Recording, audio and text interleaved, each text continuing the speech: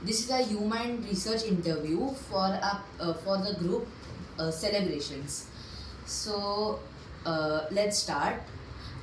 Thank you for coming here and a very warm welcome. Now let's start. तुमचं नाव काय आहे नीलम सुधाकर नाईक, आणि तुमचं एज काय आहे? 74 years. आता आपण चालू करायच्या पहिले do you can I take your consent to record? हां, ओके, चालू करूया. आता पहिला प्रश्न तुमच्यासाठी आहे की एक फेस्टिवल घ्या, सारखं आपल्याकडे नवरात्री आहे नाहीतर गणपती आहे तसं.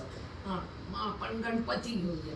ओके, तर तुम्ही सांगू शकतात की हे गणपती कसं व्हायचं जेव्हा तुम्ही 10-15 वर्षाचे असायचे? हां, त्यावेळेला गणपती उत्सव घरगुती होता. सार्वजनिक गणेशोत्सव कमी असायचा.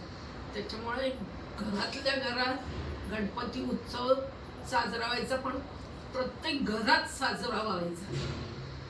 समजा. हां, आता अजून एक प्रश्न, असं आता काय फरक आहे जेव्हा तुम्ही छोटे असायचे ते, तर आता काय फरक आहे जेव्हा तुम्ही छोटे व्हायचे गणपती कसं व्हायचं आणि जेव्हा तुम्ही आत्ता गणपती कसं होतं? हां.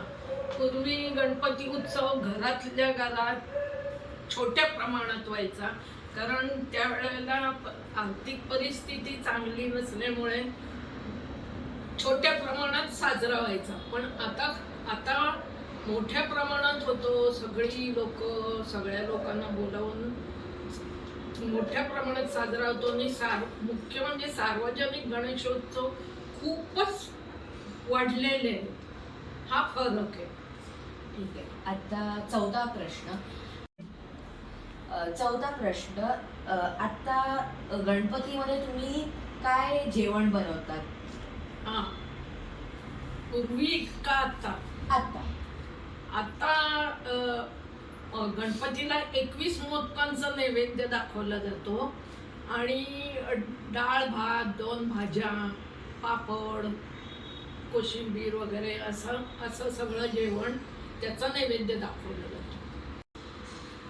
दिस is a human research interview over.